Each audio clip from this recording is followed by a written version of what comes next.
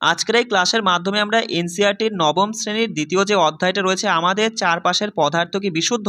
দেখো আমি কিন্তু তোমাদের এই ক্লাসগুলো করানোর একটাই উদ্দেশ্য, ওই যে তোমাদের এনসিইআরটির পাঠ্য বই রয়েছে সেই পাঠ্য বইয়ের এক একটা লাইন খুঁটিয়ে খুঁটিয়ে এমসিকিউ করা। এখানে দেখো এই অধ্যায়ের ওপরে আজকে এখানে আমরা 100+ ওই মোটামুটি 105টা মতো আমি এমসিকিউ তুলেছি। আমি একটু চটপট বলবো আর সবসময় চেষ্টা করবে আমি বলার সাথে সাথেই মনে মনে হলেও কিন্তু নিজে একবার অ্যান্সার মনে মনেও কিন্তু বলবে, আর শুনে নিবা যে কোনটা তোমার সঠিক হচ্ছে কিনা। আর সবার শেষে আমাকে কমেন্ট করবা যে তোমার কিন্তু এই যে এতগুলো প্রশ্নের মধ্যে কতগুলো তুমি সঠিক বলতে পেরেছো। আর তার আগে তোমাকে যেটা করতেই হবে সেটা হচ্ছে তুমি আমাদের টেলিগ্রামে চলে যাও। সেখানে দেখো আমি প্রত্যেকটা অধ্যায় তোমাদের খুব ভালোভাবে আমি সহজ করে বুঝিয়ে দিয়েছি। সেখান থেকে তুমি আগে ভালো করে বুঝে নাও, তারপরে পাঠ্য বইটা পারলে একবার রিডিং পড়ে নিবা, কেমন? তারপরেই তুমি কিন্তু এই ক্লাসগুলো করবা ভালো হবে। দেখো প্রথম প্রশ্ন বলছে যে বিজ্ঞানীদের মতে বিশুদ্ধ পদার্থ বলতে কি বোঝায় বলো। যাতে কোনো ভেজাল নেই, যাতে সব কণার রাসায়নিক প্রকৃতি একই রকম, নাকি যাতে সব পদার্থ কঠিন থাকে, নাকি যাতে দ্রবীভূত পদার্থ থাকে। তা সঠিক উত্তর এখানে অপশান 2 যারা বলেছো, যাতে সব কণার রাসায়নিক প্রকৃতি একই রকম থাকে তাদেরকেই বিশুদ্ধ পদার্থ বলেছেন বিজ্ঞানীরা। বলো দুধ আসলে কি ধরনের পদার্থ? দুধ কি বিশুদ্ধ পদার্থ, যৌগ, মিশ্রণ না মৌল? কি হবে? দুধ কিন্তু মিশ্রণ। অপশান 3 যারা বলেছো তোমাদের সঠিক উত্তর হয়ে যাচ্ছে। পরে প্রশ্ন বলো যে একাধিক বিশুদ্ধ পদার্থ মিলে কি গঠন করে? যৌগ গঠন করে, মিশ্রণ গঠন করে, মৌল গঠন করে, নাকি দ্রাবক গঠন করে? কি হবে সঠিক উত্তর? যে একাধিক বিশুদ্ধ পদার্থ মিলে মিশ্রণ গঠন করে। অপশান 2 যারা বলেছো সঠিক হচ্ছে। বলছে সোডিয়াম ক্লোরাইড কি ধরনের পদার্থ বলো। সোডিয়াম ক্লোরাইড বিশুদ্ধ পদার্থ, মিশ্রণ, দ্রবণ, নাকি নাকি মৌল? কোনটা সঠিক উত্তর? এখানে মাথায় রাখবে বিশুদ্ধ পদার্থ যারা বলেছো তোমাদের সঠিক হচ্ছে যে সোডিয়াম ক্লোরাইড কিন্তু বিশুদ্ধ পদার্থ। বলো চিনির অণু কি বলছে? চিনির অণু কেমন পদার্থ? মৌল, নাকি মিশ্রণ, নাকি যৌগ, মানে বিশুদ্ধ পদার্থের মধ্যেই পড়ছে আর কি, নাকি অসমসত্ব মিশ্রণ? সঠিক উত্তর কী হবে? চিনির অণু কিন্তু যৌগ। অপশান 3 যারা বলেছো যৌগ। যৌগের মধ্যে মানে বিশুদ্ধ পদার্থের মধ্যে রয়েছে মৌল আর যৌগ, যার মধ্যে যৌগ দেখেই বুঝতে পারছো এখানে কার্বন, হাইড্রোজেন, অক্সিজেন আছে, 3 রকমের মৌল আছে, তাই না? বলো কোনটি সমসত্ব মিশ্রণের উদাহরণ? মাটি, দুধ, জলে লবণের দ্রবণ, নাকি মিশ্র ধাতু? আমি একটু তাড়াতাড়ি বলছি এই কারণে যাতে অল্প সময়ে সে মানে ক্লাসটা আর কি কমপ্লিট করানো যায়, সেই জন্য আমি একটু দ্রুত বলছি, কেমন? তার সঠিক উত্তর এখানে যে সমসত্ব মিশ্রণের উদাহরণ দেখেই বলবে দাদা জলে লবণের দ্রবণটা হয়ে যাচ্ছে সমসত্ব মিশ্রণের উদাহরণ। বলো সমসত্ব মিশ্রণকে আর কি বলা হয়? যৌগ, দ্রবণ, মৌল, না ভেজাল? তা সমসত্ব মিশ্রণকে দ্রবণও বলা হয়, কেমন? বলো অসমসত্ব মিশ্রণের একটি উদাহরণ কোনটি? এই যে তোমার লবণ জল, চিনি জল, তেল জল আর সোডা জল, এর মধ্যে কোনটা অসমসত্ব মিশ্রণের একটি উদাহরণ? সঠিক উত্তর তেল জল যারা বলেছো সঠিক হয়ে যাচ্ছে। তারপরে দেখো বলছে চক পাউডার, বুঝবে ভালো করে বলবে। চক পাউডার জল কি ধরনের মিশ্রণ? মানে চক পাউডার আর জলকে যদি মেশানো হয় সেটা তো একটা মিশ্রণ হলো, সেটা কি ধরনের মিশ্রণ? সেটা কি দ্রবণ, প্রলম্বন, কলয়েড, নাকি যৌগ? বলো সঠিক উত্তর কী হবে? প্রলম্বন যারা বলেছো অপশান 2, কেমন? বলো দুধ কি ধরনের মিশ্রণ? আমরা তো দেখলাম যে দুধ হচ্ছে মিশ্র পদার্থ মানে মিশ্রণ, তা সেটা জানতে চাই মিশ্রণের মধ্যে কোনটা কি ধরনের মিশ্রণ? সমসত্ব মিশ্রণ, কলয়েড, প্রলম্বন, নাকি যৌগ? বলো তা দুধ হচ্ছে কলয়েড, মাথায় রাখবে। অপশান 2 যারা বলেছো সঠিক হচ্ছে। বলছে কোন মিশ্রণে দেখো কোনো মিশ্রণে আলো ফেললে রশ্মির পথ দৃশ্যমান হয়, মানে কোন মিশ্রণের কথা জানতে চাইছে। এই যে দ্রবণ, প্রলম্বন, কলয়েড আর যৌগ, এর মধ্যে কোনটার উপরে তুমি যদি আলো ফেলো তাহলে সেই রশ্মিটা দৃশ্যমান হয় মানে দেখা যায়? কোনটা বলো? অপশান 3 কলয়েড হয়ে যাচ্ছে আমাদের সঠিক উত্তর। বলছে সোডিয়াম ক্লোরাইড ও লৌহ চূর্ণের মিশ্রণ কি ধরনের মিশ্রণ? সোডিয়াম ক্লোরাইড আর লৌহ চূর্ণের মিশ্রণটা কি দ্রবণ, অসমসত্ব মিশ্রণ, সমসত্ব মিশ্রণ, না কলয়েড? সঠিক উত্তর অসমসত্ব মিশ্রণ। বলছে প্রলম্বন মিশ্রণের কণাগুলো কি হয় বলো? 1 মিনিট দেখে নাও। হ্যাঁ বলছে প্রলম্বন মিশ্রণে কণাগুলো কি হয়? দ্রবণে সমভাবে মিশে থাকে, স্থির তোমার হচ্ছে রাখলে নিচে থিতিয়ে পড়ে, দেখে নাও। স্থির রাখলে নিচে থিতিয়ে পড়ে, আলোতে দৃশ্যমান হয় না, নাকি ছাঁকনি দিয়ে মানে ছাঁকনিতে আটকায় না? বলো সঠিক উত্তর প্রলম্বন মিশ্রণে মাথায় রাখবে যে স্থির রাখলে নিচে থিতিয়ে পড়ে প্রলম্বন মিশ্রণটা, তাই না? অপশন 2 আমাদের সঠিক উত্তর হচ্ছে। বলো কলয়েড দ্রবণকে ছেঁকে নিলে কি হবে?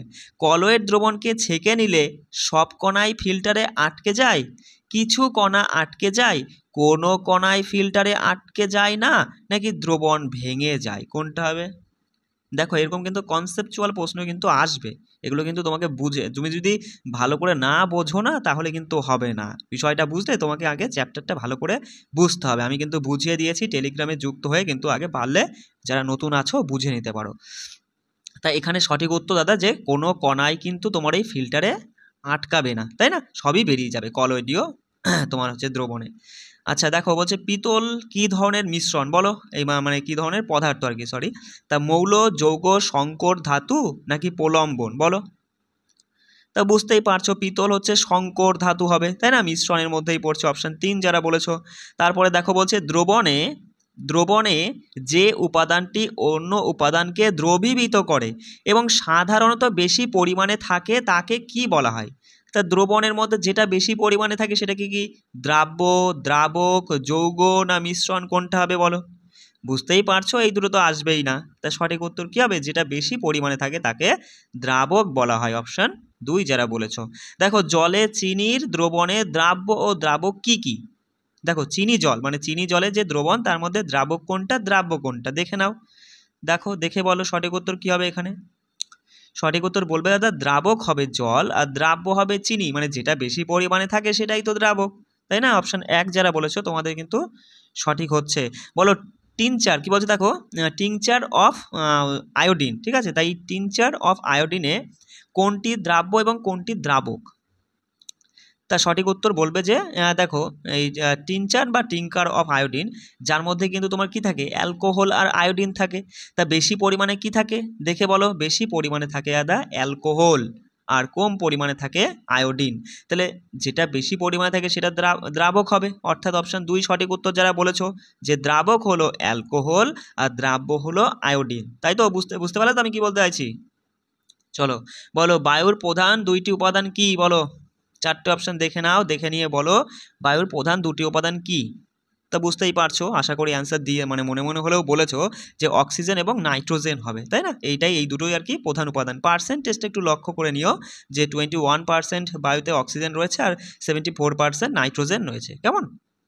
বলছে দেখো যে দ্রবণে দ্রাব্য কণার আকার কত ছোট হয়? দ্রবণে দ্রাব্য কণার আকার 1 সেন্টিমিটারের নিচে, 1 মিলিমিটারের নিচে, 1 মাইক্রোমিটারের নিচে নাকি 1 ন্যানোমিটারের নিচে? কি হবে? সঠিক উত্তর 1 ন্যানোমিটারের নিচে যারা বলেছো, ঠিক আছে? দেখো দ্রবণকে খালি চোখে দেখা যায় না কেন? কণাগুলো খুব বড় হয় তাই, কণাগুলো স্বচ্ছ নয় তাই, কণাগুলো খুব ছোট হয় তাই, নাকি কণাগুলো আলো প্রতিফলিত করে তাই? কোনটা? কণাগুলো খুব ছোট হয় সেই জন্যই কিন্তু আমরা খালি চোখে দেখতে পাই না। বলছে দ্রবণকে স্থির রাখলে দ্রাব্য কণাগুলো কি করে? বলো। দ্রবণকে স্থির রাখলে দ্রাব্য কণাগুলো নিচে থিতিয়ে পড়ে, ওপরে উঠে মানে ভেসে ওঠে, নাকি দ্রবণে সমভাবে ছড়িয়ে থাকে, নাকি ফিল্টারে আটকে যায়? বলো কি হবে সঠিক উত্তর এখানে? সঠিক উত্তর অপশন 3 যারা বলেছো দ্রবণের সমভাবে কিন্তু ছড়িয়েই থাকে, দ্রবণের কথা বলছি আমরা, ঠিক আছে? কোনো প্রলম্বন নয় এখানে। তা বুঝতেই পারছো অপশন 3 যারা বলেছো। বলো সম্পৃক্ত দ্রবণ কাকে বলে? সম্পৃক্ত দ্রবণ যেখানে দ্রাব্য খুব কম পরিমাণে থাকে, নাকি যেখানে আর অতিরিক্ত দ্রাব্য দ্রবীভূত করা যায় না, নাকি যেখানে কেবল দ্রাবক থাকে, নাকি কি হবে যে যেখানে কেবল দ্রাব্য থাকে? দেখো 4টে অপশন দেখে নিয়ে বলো সঠিক উত্তর। যে হচ্ছে সম্পৃক্ত দ্রবণ হচ্ছে বলবা যে যেখানে আর অতিরিক্ত দ্রাব্য দ্রবীভূত করা যায় না, অপশন 2 যারা বলেছো। দেখো দ্রবণের গাঢ়ত্ব কোনটির উপর নির্ভর করে? বলো গাঢ়ত্বর কথা বলছে, দ্রবণের গাঢ়ত্ব দ্রবণে উপস্থিত দ্রাবক কণার সংখ্যার উপরে, নাকি দ্রবণে উপস্থিত দ্রাব্য কণার পরিমাণের উপরে, নাকি তাপমাত্রা ও চাপের উপর, নাকি দ্রাবকের বর্ণের উপর? কোনটা হবে সঠিক উত্তর বলো? সঠিক উত্তর অপশন 2 যারা বলেছো যে দ্রবণে তোমার উপস্থিত দ্রাব্য কণার পরিমাপের উপরেই কিন্তু দ্রবণের গাঢ়ত্বটা নির্ভর করে, তাই না?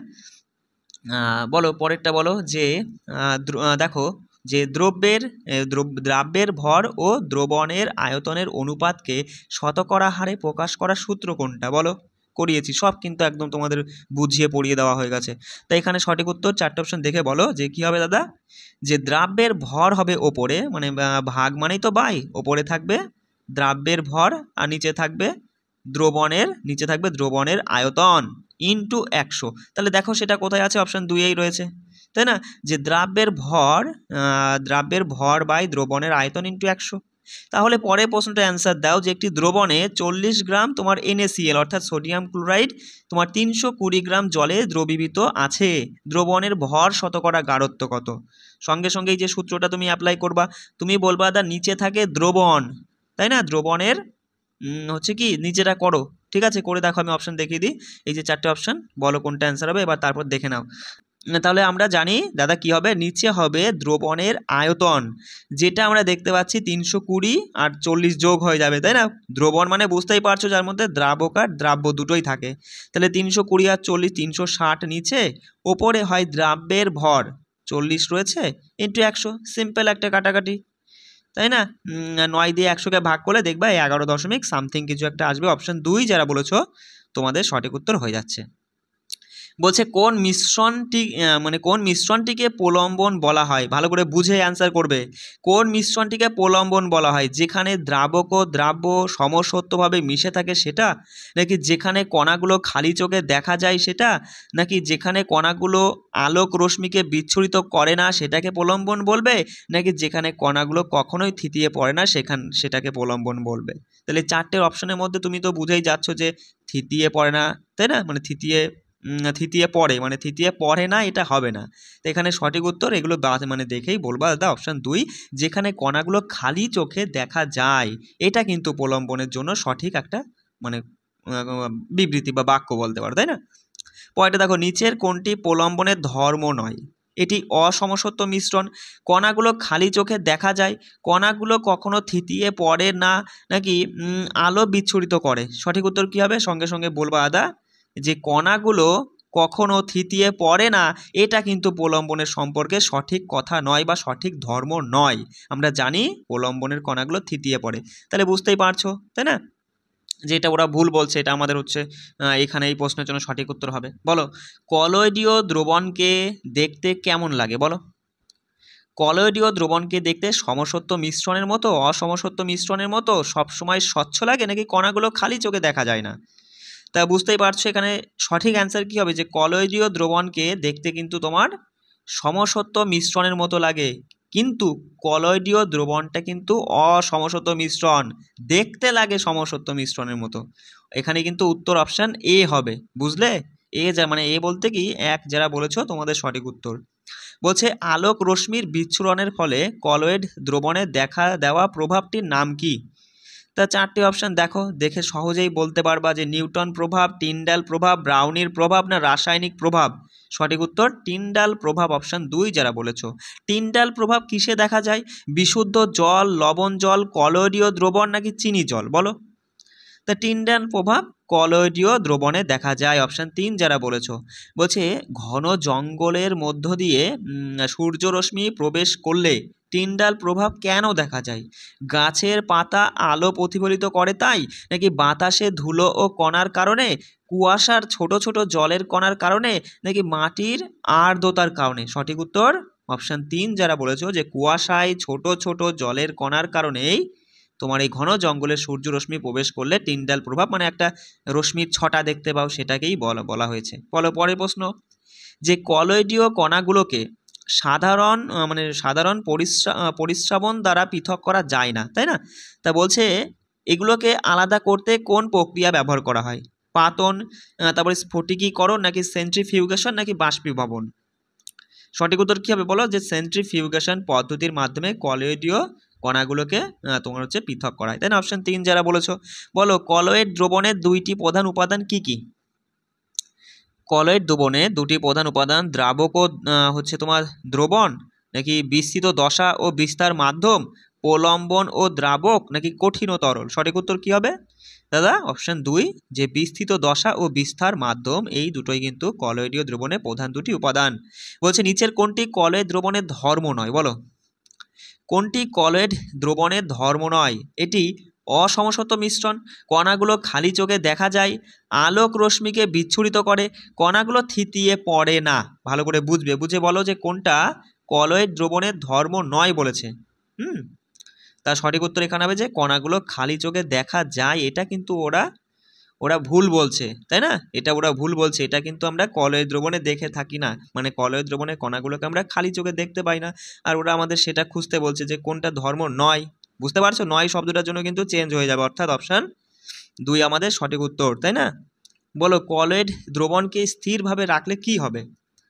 কলয়েড দ্রবণকে যদি তুমি স্থিরভাবে রাখো তাহলে কণাগুলো থিতিয়ে পড়বে, কণাগুলো বাষ্প হয়ে যায়, কণাগুলো স্থির থাকে, থিতিয়ে পড়ে না, নাকি দ্রবণ আলাদা হয়ে যায়? সঠিক উত্তর কী হবে বলো? যে কণাগুলো স্থির থাকে, থিতিয়ে পড়ে না, তাই না বস? অপশান 3 আমাদের সঠিক উত্তর। এরোসল, এরোসল কোন কলয়েডের উদাহরণ বলো? এরোসল কি তরলে তরল, মানে বিস্তৃত দশার বিস্তার মাধ্যম রয়েছে, বুঝতেই পারছো, তরল তরল, তরল গ্যাস অথবা কঠিন গ্যাস, নাকি কঠিন তরল না গ্যাস কঠিন, কি হবে? সঠিক উত্তর অপশান 2 যারা বলেছো যে এরোসলটা কিন্তু আমরা দুই ক্ষেত্রেই দেখি, তরল গ্যাসের ক্ষেত্রে আবার কঠিন গ্যাসের ক্ষেত্রেও কিন্তু এরোসলটা দেখে থাকি, তাই না? অপশান 2 যারা বলেছো তোমাদের সঠিক। বলছে ধোঁয়া ও কুয়াশা কোন প্রকার কলয়েড দ্রবণের উদাহরণ? ওই তোমার যে ছকটা ছিল না, যে হচ্ছে প্রকারভেদ বা নমুনা, বিস্তৃত দশা, বিস্তার মাধ্যম, তাই না? এই যে এই আর হচ্ছে কোন প্রকার, এই ছকটা, ওই ছকটা দেখবা, এই তোমার বেগুনি কালারের ছকটা বিরাট ইম্পর্টেন্ট, গুরুত্বপূর্ণ, বুঝতে পারলে? মানে এই অধ্যায়টার মধ্যে সবথেকে গুরুত্বপূর্ণ, মানে যদি কিছু পয়েন্ট থাকে তাহলে কিন্তু এই ছকটাই, ঠিক আছে? ওখান থেকে কিন্তু প্রশ্ন হয়, পড়বা ভালো করে, এটা পড়ে নিবা, ঘুরিয়ে ফিরিয়ে প্রশ্ন দেবে। দেখো আমি তোমাদের এই যে সায়েন্স এমন একটা বিষয়, যদি কনসেপ্ট বোঝো তাহলে তোমার হচ্ছে 2 পেজের মধ্যেই কিন্তু পুরোপুরি ভালো করে বুঝিয়ে দেওয়া যায়। আর যদি এমসিকিউ মনে করে তারা সায়েন্সের উপরে একদম নিঃস্বভাবে যদি এমসিকিউ করতে চাও তাহলে কিন্তু একটা অধ্যায়ের উপরে মানে 500-700 এমসিকিউ কিন্তু তৈরি করা যায়। বিষয়টা বুঝতে পারলে? সেইভাবে কিন্তু পড়বা, বুঝে পড়বা। বলো এখানে কি বললাম, যে ধোঁয়া ও কুয়াশা কোন প্রকার কলয়েড দ্রবণের উদাহরণ? তা ধোঁয়া ও কুয়াশা বুঝতেই পারছো যে এখানে এরোসল হয়ে যাবে সঠিক উত্তর। কেমন? বলছে দুধ কোন ধরনের কলয়েড দ্রবণের উদাহরণ? দুধের কথা বলছে, বলো সল, ইমালসন, ফোম না জেল? তা দুধ বুঝতে পারছো, ইমালসন যারা বলেছো অপশান 2। বলছে জেলির উদাহরণ কোন প্রকার কলয়েড দ্রবণ? জেলি, জেলি, জেলি কী হবে? সল, ইমালসন নাকি তোমার জেল না ফোম, কী হবে সঠিক উত্তর? জেলি, জেলি, জেল, অপশান 3 যারা বলেছো তোমাদের সঠিক হচ্ছে। বলছে কঠিন সলের উদাহরণ কোনটি বলো? ধোয়া, জেলি, রত্নপাথর আর দুধ, এর মধ্যে কোনটা কঠিন সলের উদাহরণ? সঠিক উত্তর রত্নপাথর। কেমন? বলছে কালি কি ধরনের পদার্থ বলো? বলো কালি কি ধরনের পদার্থ? বিশুদ্ধ পদার্থ, যৌগ, জলে ডাইয়ের মিশ্রণ নাকি মৌল? সঠিক উত্তর জলে ডাইয়ের মিশ্রণ, অপশান 3। কেমন? বলছে কালি থেকে রঙিন উপাদান অর্থাৎ ওই জলের ডাইকে কিভাবে আলাদা করবে? স্ফটিকীকরণের মাধ্যমে, বাষ্পায়নের মাধ্যমে, পরিস্রাবনের মাধ্যমে নাকি পাতনের মাধ্যমে? সঠিক উত্তর বাষ্পায়নের মাধ্যমে। কালি থেকে ওই জলের যে ডাই, রঙিন উপাদান, সেটাকে পৃথক করা হয় বাষ্পায়নের মাধ্যমে, তাই না? বলো দুধ থেকে ক্রিম আলাদা করার জন্য তুমি কোন পদ্ধতি ব্যবহার করবে? পাতন, স্ফটিকীকরণ নাকি তোমার সেন্ট্রিফিউগেশন বা যাকে ঘূর্ণায়ন বলা হয়, নাকি পরিস্রাবন, কি হবে? সঠিক উত্তর অপশান 3 যারা বলেছো ঘূর্ণায়ন যন্ত্রের মাধ্যমে, যাকে বলা হয় সেন্ট্রিফিউগেশন, এই পদ্ধতির দ্বারাই কিন্তু দুধ থেকে ক্রিমকে আলাদা করা হয়। বলো ওয়াচ গ্লাসে রাখা কালির জলীয় অংশ কিভাবে তুমি আলাদা করবে? বলো ওয়াচ গ্লাসে রাখা কালির জলীয় অংশকে তুমি আলাদা করবে স্ফটিকীকরণের মাধ্যমে, বাষ্পীভবনের মাধ্যমে, ফিল্টারের দ্বারা নাকি আলোর দ্বারা? তা সঠিক উত্তর বাষ্পীভবন যারা বলেছো। কেমন? বলছে দেখো ঘূর্ণায়ন যন্ত্র দ্বারা তোমার হচ্ছে মিশ্রণ পৃথক করার মূল নীতিটা কি? ভিন্ন ভিন্ন স্ফুটনাঙ্ক, ভিন্ন ভিন্ন, ভিন্ন ভিন্ন মানে আলাদা আলাদা দ্রাব্যতা, আলাদা আলাদা ঘনত্ব নাকি ভিন্ন ভিন্ন গলনাঙ্ক? বলো বোঝো, বুঝে বলো যে ঘূর্ণায়ন যন্ত্র দ্বারা মিশ্রণ পৃথক করার মূল নীতি হচ্ছে ভিন্ন ভিন্ন ঘনত্ব, তাই না? অপশান 3 যারা বলেছো। তারপরে বলো যে রক্ত ও মূত্র পরীক্ষায় কোন পৃথকীকরণ পদ্ধতি ব্যবহার করা হয়? বলো সঠিক উত্তর কী হবে? যে তোমার যে কী বলছে ফিল্টারেশন নাকি ক্রিস্টালাইজেশন, ঘূর্ণায়ন যন্ত্র নাকি কী বলছে ডিস্টিলেশন? 4টে অপশান দেখে বলো। তো সঠিক উত্তর সেন্ট্রিফিউগেশন অর্থাৎ ঘূর্ণায়ন যন্ত্র, মাথায় রাখবে। কেমন? ওয়াশিং মেশিনে কাপড় থেকে জল নিংড়ে ফেলার জন্য কোন নীতি প্রয়োগ করা হয়? বলো, বাষ্পীভবন, ফিল্টারেশন, সেন্ট্রিফিউগেশন নাকি ডিস্টিলেশন? বলো সঠিক উত্তর কী হবে?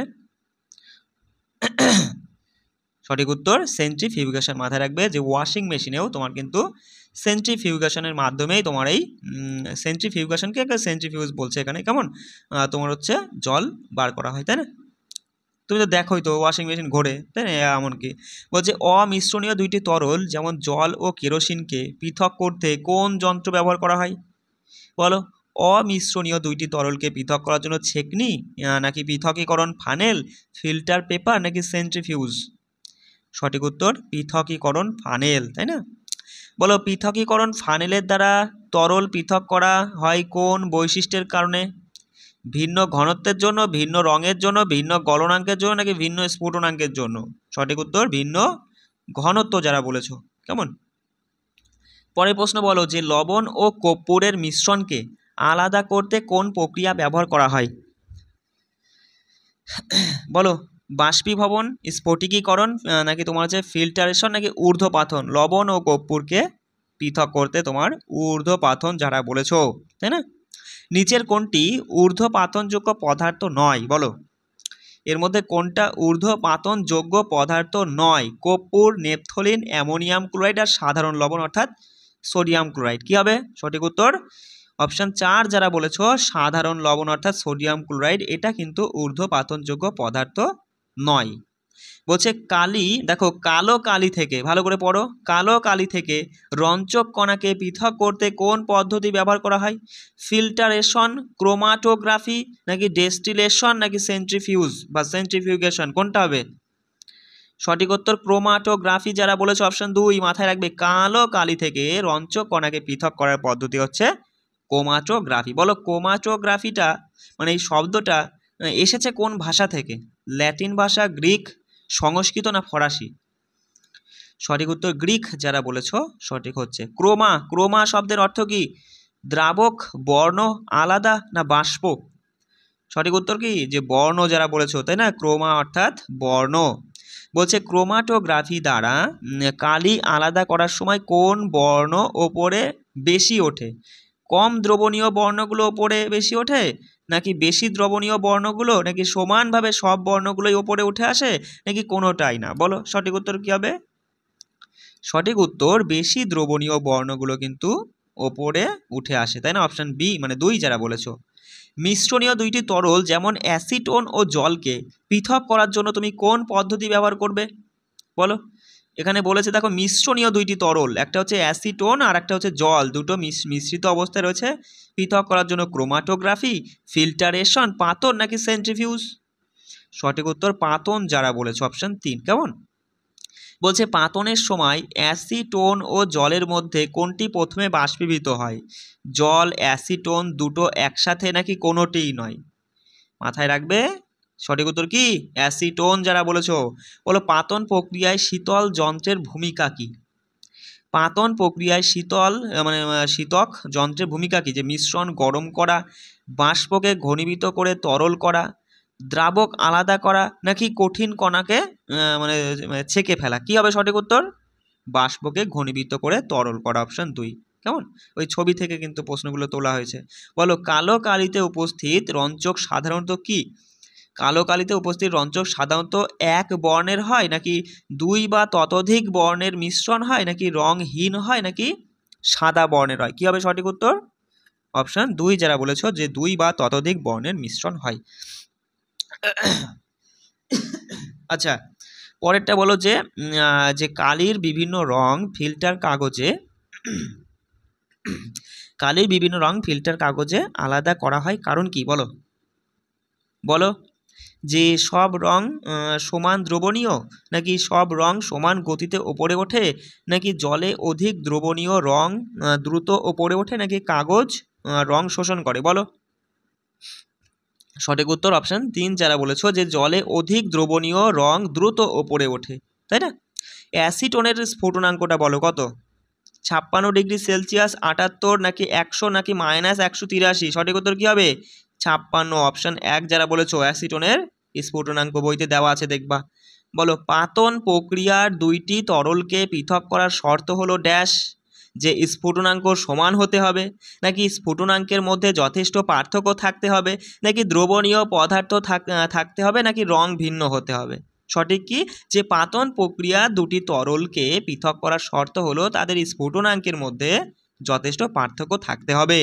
বায়ু থেকে বিভিন্ন গ্যাস পৃথক করতে ব্যবহৃত হয় সাধারণ পাতন, আংশিক পাতন, বাষ্পীভবন নাকি স্ফটিকীকরণ, কোনটা? সঠিক উত্তর কি হবে, যে আংশিক পাতন যারা বলেছো, কেমন, বায়ু থেকে বিভিন্ন গ্যাসকে পৃথক করতে আংশিক পাতন কিন্তু ব্যবহার করা হয়। বুঝতে পারলে? এগুলো কিন্তু মানে ভালো তথ্য। বলো কয়টা, বলো যে বায়ুতে কোন গ্যাসের শতকরা পরিমাণ সব থেকে বেশি? বুঝতেই পারছো, অক্সিজেন, নাইট্রোজেন, আর্গন নাকি কার্বন ডাই অক্সাইড। অপশন 2 যারা বলেছো নাইট্রোজেন। বলো বায়ুতে উপস্থিত গ্যাসগুলোকে তাদের স্ফুটনাঙ্কের ঊর্ধ্বক্রমে সাজাও। ঊর্ধ্বক্রমে মানে কি, ছোট থেকে বড়, মানে কার স্ফুটনাঙ্ক সব থেকে কম, তার থেকে কার একটু বেশি, তার থেকে কার আরেকটু বেশি। তো এখানে অপশন কি হবে, অপশন 1 সঠিক উত্তর হবে, যে নাইট্রোজেনের স্ফুটনাঙ্ক হচ্ছে সব মানে হচ্ছে তোমার কত 100, এই যে মানগুলো দেখে নিবা, -196°C। নাইট্রোজেনের পরে আর্গনের একটু বেশি, আর্গনের থেকে অক্সিজেনের স্ফুটনাঙ্ক বেশি।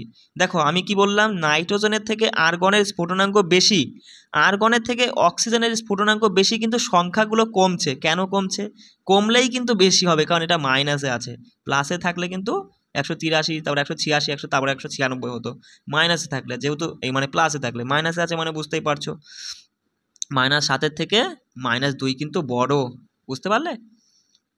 চলো পরেরটা বলো, যে বায়ু শীতল করলে প্রথমে কোন গ্যাস তরলে পরিণত হয়? বায়ু শীতল করলে অক্সিজেন, নাইট্রোজেন, আর্গন নাকি হাইড্রোজেন, কি হবে? সঠিক উত্তর যারা অক্সিজেন বলেছো, অপশন 1। কেমন, অশুদ্ধ কপার সালফেট থেকে বিশুদ্ধ কপার সালফেট পাওয়ার জন্য কোন প্রক্রিয়া ব্যবহার করা হয়? বলো পাতন, বাষ্পীভবন, কেলাসন নাকি পরিশ্রবণ। তা সঠিক উত্তর কেলাসন, মাথায় রাখবে। কেমন, বলছে কেন কেলাসন প্রক্রিয়াটি বাষ্পায়নের চেয়ে উত্তম? কারণ কি? কারণ হচ্ছে কম সময় লাগে তাই, নাকি বাষ্পায়নে কিছু পদার্থ পুড়ে যায় এবং বিয়োজিত হয়, এতে অশুদ্ধি বেড়ে যায়, নাকি এটি সস্তা নয়? বলো বলো কি কারণে বাষ্পায়নের চেয়ে কেলাসন প্রক্রিয়াটা উত্তম প্রকৃতির? কারণ কি? কারণ বাষ্পায়নে কিছু পদার্থ পুড়ে যায় এবং বিয়োজিত হয়, কেলাসনে সেটা হয় না। অর্থাৎ অপশন 2 এখানে সঠিক উত্তর।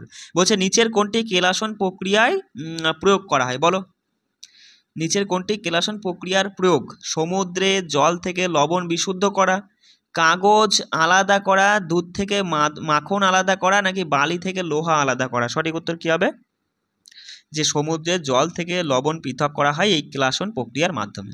বলো কেলাসন পদ্ধতিতে কঠিনকে তরল থেকে কিভাবে আমরা পৃথক করব? বলো কেলাসন পদ্ধতিতে কঠিনকে তরল থেকে পৃথক করব চুম্বকের সাহায্যে, ফিল্টার কাগজের সাহায্যে, উত্তাপ্ত করে, নাকি গ্যাসে রূপান্তরিত করে। সঠিক উত্তর, যে ফিল্টার কাগজের সাহায্যে কিন্তু তুমি কেলাসন পদ্ধতিতে কঠিনকে তরল থেকে পৃথক করতে পারবে। কেমন, বলছে পরের প্রশ্নে চলে যাই, যে কেলাসন শব্দটি মূলত কোন প্রক্রিয়াকে বোঝায়? বলো বিশুদ্ধ তরলকে গ্যাসে রূপান্তর করা, নাকি বিশুদ্ধ কঠিনকে কেলাস আকারে পৃথক করা, নাকি দুটি গ্যাসকে মেশানো, নাকি তরল থেকে রঙিন রঞ্জক আলাদা করা। কোন দুটো বিষয়কে বা কোন প্রক্রিয়াকে কেলাসন বোঝায়? এখানে তুমি দেখলেই খুব সহজেই বলবা যে বিশুদ্ধ কঠিনকে কেলাস আকারে পৃথক করাই হচ্ছে কেলাসন প্রক্রিয়া, তাই না? বলছে কোন অশুদ্ধ পদার্থের বিশুদ্ধকরণে কেলাসন প্রক্রিয়াটি ব্যবহার করা হয়? পেট্রোল বিশুদ্ধ করার ক্ষেত্রে কেলাসন প্রক্রিয়া ব্যবহার করা হয়, নাকি লোহার ক্ষেত্রে, নাকি ফটকিরি বা ফিটকিরির ক্ষেত্রে, নাকি বালির ক্ষেত্রে। বলো বলো সঠিক উত্তর কি ফিটকিরি বা ফটকিরি। ঠিক আছে, ফিটকিরি তোমার হচ্ছে বিশুদ্ধকরণের ক্ষেত্রে কিন্তু এই কেলাসন প্রক্রিয়াটা ব্যবহার করা হয়ে থাকে। পানীয় জল সরবরাহ প্রক্রিয়ায় নিচের কোন ধাপটি যুক্ত নয়? ভালো করে বুঝে বলো পানীয় জল সরবরাহ প্রক্রিয়ায় নিচের কোন ধাপটি যুক্ত নয়? বলো পলিপাতন, জীবাণুনাশ, পাতন না পরিশ্রবণ, কোনটা হবে সঠিক উত্তর? পাতন কিন্তু বস পানীয় জল সরবরাহ প্রক্রিয়ার কোনো ধাপ নয়। তাছাড়া পলিপাতন, জীবাণুনাশ, পরিশ্রবণ, তাই না? তুমি কিন্তু পড়ে নিয়েছো। বলো পরে প্রশ্ন বলো। বলছে পেট্রোল ও বলছে কেরোসিনের মতো মিশ্রণীয় তরল যাদের স্ফুটনাঙ্কের পার্থক্য 25°C বেশি আলাদা করার জন্য কোন প্রক্রিয়া ব্যবহার করা হয় বলো? ছ্যাকন প্রক্রিয়া, কেলাসন, সাধারণ পাতন নাকি আংশিক পাতন? কোন প্রক্রিয়াটা ব্যবহার করবে? যে দাদা সাধারণ পাতন বা পাতন প্রক্রিয়া ব্যবহার করতে পারি, যেখানে পার্থক্য যদি মানে দুটো তরলের পার্থক্য স্ফুটনাঙ্কের পার্থক্য 25°C বেশি হলে, তাই না? পড়ে নিয়েছো। পরের প্রশ্নের অ্যান্সার দাও যে দই থেকে মাখন আলাদা করার জন্য কোন কৌশল ব্যবহার করা হয়? পাতন, কেন্দ্রাতিগীকরণ, কেলাসন না পরিস্রাবণ? দই থেকে মাখনকে আলাদা করার জন্য কেন্দ্রাতিগীকরণ প্রক্রিয়াটা বা কৌশলটা ব্যবহার করা হয়ে থাকে। অপশান 2 এখানে সঠিক উত্তর হচ্ছে। বলছে সমুদ্রের জল থেকে লবণ আলাদা করার জন্য বলো বলো সমুদ্রের জল থেকে লবণ আলাদা করার জন্য বাষ্পীভবন, পাতন, কেন্দ্রাতিগীকরণ নাকি ক্রোমাটোগ্রাফি? কোনটা হবে সঠিক উত্তর?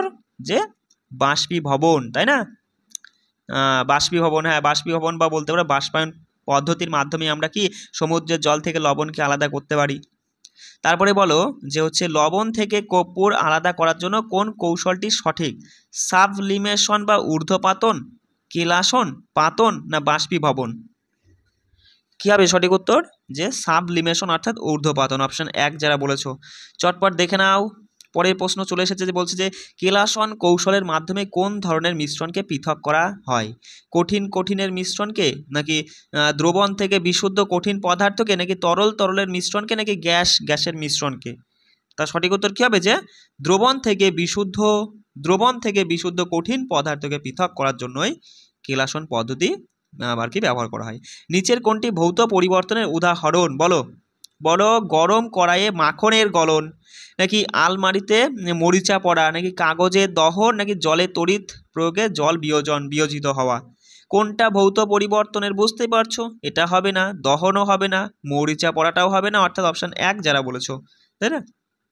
নিচের কোনটি রাসায়নিক পরিবর্তনের উদাহরণ নয় বলেছে, মানে কোনটা আর কি ভৌত পরিবর্তন, রাসায়নিক পরিবর্তনের উদাহরণ নয়। বলছে জলে চিনি দ্রবীভূত হওয়া, কাঠের দহন, লোহার মরিচা পড়া, নাকি জলের তড়িৎ প্রবাহে হাইড্রোজেন ও অক্সিজেনের সৃষ্টি? বুঝতেই পারছো সঠিক উত্তর কী হবে? যে জলে চিনি দ্রবীভূত করা, এটা কিন্তু কোনো রাসায়নিক পরিবর্তনের উদাহরণ নয়। অপশন 1 সঠিক উত্তর। মোমবাতি জ্বালালে নিচের কোন পরিবর্তন ঘটে বলো? হ্যাঁ, শুধু ভৌত পরিবর্তন, শুধু রাসায়নিক পরিবর্তন, নাকি উভয়ই না কোনোটিই নয়? সঠিক উত্তর উভয়ই, ভৌত ও রাসায়নিক। বলো জলের স্ফুটন ও বাষ্পায়ন কি ধরনের পরিবর্তন? জলের স্ফুটন আর বাষ্পায়ন ভৌত, রাসায়নিক, জৈব না কোনোটিই নয়? কি হবে? ভৌত পরিবর্তন। কেমন? জলের স্ফুটন হচ্ছে স্ফুটন এবং বাষ্পায়ন ভৌত পরিবর্তন। বলছে পদার্থকে কত প্রকারে শ্রেণীভুক্ত করা যায়? পদার্থকে মৌল ও যৌগ, মৌল ও মিশ্রণ, যৌগ ও অমিশ্রণ, নাকি ধাতু ও অধাতু? বলো সঠিক উত্তর মৌল ও যৌগ। অপশন 1 যারা বলেছ। মৌল শব্দটি প্রথম ব্যবহার করেন কি অ্যান্টনি লরেন্ট ল্যাভোইসিয়ার, রবার্ট বয়েল না দিমিত্রি মেন্ডেলিভ নাকি জন ডাল্টন? বলো। সব কিন্তু বইয়ের পাঠ্য বই একদম লাইন ধরে ধরে খুঁটিয়ে এমসিকিউ করা। সঠিক উত্তর রবার্ট বয়েল। অপশন 2 বলছে পরীক্ষালব্ধ উপায়ে মৌলের সংজ্ঞা সর্বপ্রথম কে প্রদান করেন? জন ডাল্টন, বলছে অ্যান্টনি লরেন্ট ল্যাভোইসিয়ার, নাকি রাদারফোর্ড না বয়েল, রবার্ট বয়েল? বলো কোনটা সঠিক উত্তর?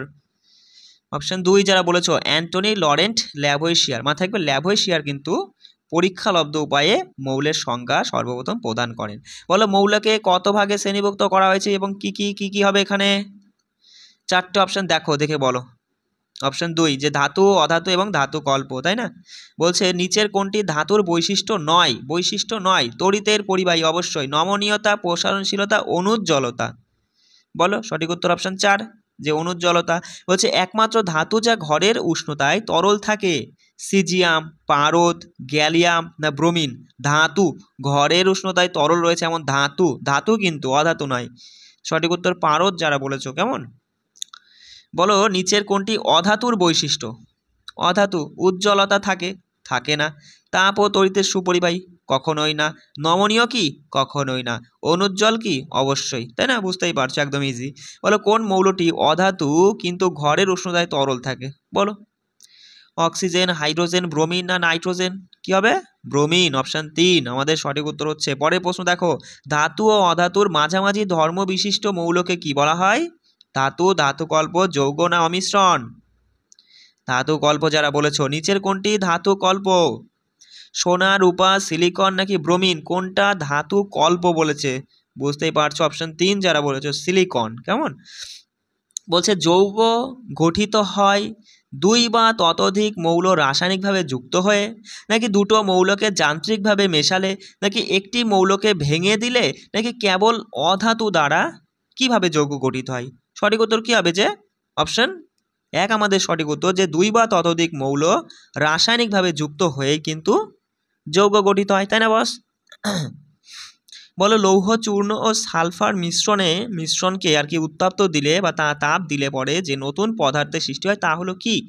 মিশ্রণ নাকি লৌহ সালফাইড, লোহা ও সালফার নাকি ফ্রি আয়রন? কি হবে? লৌহ সালফাইড, অপশন 2 যারা বলেছো। নিচের কোনটি যৌগ নয়? জল, সোডিয়াম ক্লোরাইড, লৌহ সালফাইড আর বাতাস। বলো বলো কোনটা যৌগ নয়? সঠিক উত্তর অপশন 2 যারা বলেছো, সোডিয়াম ক্লোরাইড, এটা কিন্তু কোনো যৌগ নয়। কেমন?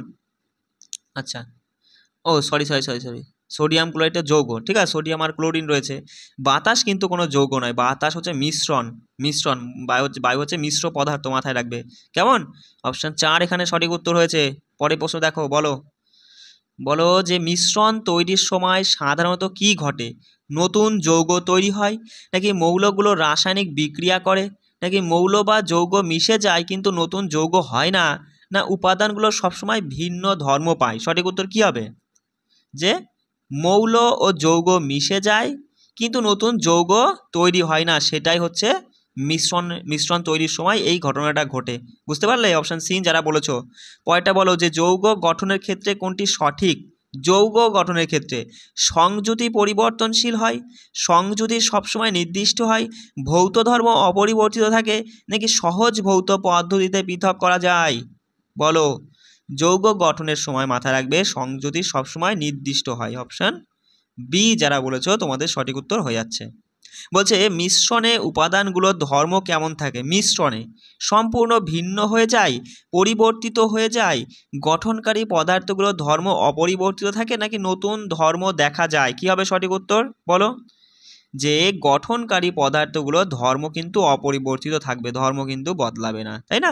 অপশন সি যারা বলেছো। পরেরটা বলো যে যৌগে উপাদানগুলোকে কিভাবে পৃথক করা যায়? ভৌত পদ্ধতির মাধ্যমে, নাকি রাসায়নিক ও তড়িৎ রাসায়নিক পদ্ধতির মাধ্যমে, নাকি পরিশোধন এর দ্বারা, নাকি হাত দিয়ে আলাদা করে? বলো বলো যৌগ থেকে উপাদানগুলিকে কিভাবে তুমি আলাদা করবে? যে রাসায়নিক এবং তড়িৎ রাসায়নিক পদ্ধতির মাধ্যমে কিন্তু যৌগ যৌগ থেকে তুমি হচ্ছে উপাদানগুলোকে পৃথক করবে। বলো লৌহ ও সালফারের মিশ্রণ চুম্বকে আকৃষ্ট হয় কেন? সালফারের কারণে, যৌগ হওয়ার কারণে, লৌহের কারণে, নাকি উত্তপ্ত করার কারণে? বলো। একদম ইজি, বুঝতেই পারছো যে লৌহের কারণেই কিন্তু আকৃষ্ট হয়। অনেকে কনফিউজ হয়ে যাবে যে কি উত্তর হবে, এত ইজি প্রশ্ন, বুঝতে পারলে? তখন ভুল করে আসবে, উত্তর উত্তপ্ত করার কারণে হয়তো অ্যান্সার করে দিয়ে আসতে পারে। যাই হোক, তুমি দেখে না, সঠিক উত্তর করবে তুমি, ঠিক আছে? বলো যে মিশ্রণে উপাদান আলাদা করা যায় সহজ ভৌত পদ্ধতিতে, সবসময় রাসায়নিক বিক্রিয়ার মাধ্যমে, কেবল দহনের দ্বারা, নাকি সবসময় ইলেকট্রোলাইসিস পদ্ধতির মাধ্যমে? বলো বলো মিশ্রণের উপাদানগুলোকে আলাদা করা যায় সহজ ভৌত পদ্ধতির মাধ্যমেই তুমি কিন্তু মিশ্রণ বলেছে, বুঝতে পারছো? বলো আয়রন আর সালফারকে উত্তপ্ত করলে কোন গ্যাস উৎপন্ন হয়? যা অ্যাসিড যোগ করা অ্যাসিড যোগ করার পর কোন গ্যাস উৎপন্ন হবে? হাইড্রোজেন, হাইড্রোজেন সালফাইড, অক্সিজেন না নাইট্রোজেন? কি হবে সঠিক উত্তর? Hydrogen sulphide. কেমন? অপশন বি আমাদের সঠিক উত্তর হয়ে যাচ্ছে। ঠিক আছে, দেখো পরেরটা বলছে, দেখো যে মিশ্রণ ও যৌগের মধ্যে প্রধান পার্থক্য কি? বলো। মিশ্রণ নতুন ধর্ম তৈরি করে, যৌগে সংযুতি পরিবর্তনশীল, মিশ্রণে উপাদানের ধর্ম থাকে, যৌগের নতুন ধর্ম সৃষ্টি হয়। বলছে উভয়ের সংযুতি সবসময় পরিবর্তনশীল। সঠিক উত্তর কি হবে? বলো যে মিশ্রণে উপাদানের ধর্ম উপাদানের ধর্ম থাকে, যৌগে নতুন ধর্মের সৃষ্টি হয়। কেমন? অপশন সি যারা বলেছো। লাস্ট প্রশ্ন দেখো যে হাইড্রোজেন সালফাইড গ্যাসের বৈশিষ্ট্য কি? বলো। হাইড্রোজেন সালফাইড গ্যাসের বৈশিষ্ট্য বর্ণহীন গন্ধহীন, বর্ণহীন দাহ্য, বর্ণহীন পচা ডিমের গন্ধযুক্ত, নাকি রঙিল বিষাক্ত নয়? সঠিক উত্তর অপশন সি যারা বলেছো বর্ণহীন এবং পচা ডিমের গন্ধযুক্ত। এই হলো মোটামুটি দেখে নাও যে 100+ এমসিকিউ আজকে করালাম আমি। তা এর মধ্যে একটা ছোট্ট করে দেখো, 2 সেকেন্ডের বেশিও লাগবে না, 2 সেকেন্ডও লাগবে না, একটা ছোট করে কমেন্ট করো যে তুমি কতগুলো মোটামুটি একটা আইডিয়া করে বলো যে দাদা হ্যাঁ 100টা প্রশ্ন হলে পরে আমার মোটামুটি খুব জোর এখানে 7-8টা ভুল গেছে, আমি মোটামুটি ওই তোমার হচ্ছে প্রায় 90টা মতো সঠিক করতে পেরেছি। একটু কমেন্ট করে জানাও, আমি তোমাদের নামগুলো শুধু দেখতে চাই। কেমন? সবাই ভালো করে পড়বে তাহলে, রাখছি। জয় হিন্দ।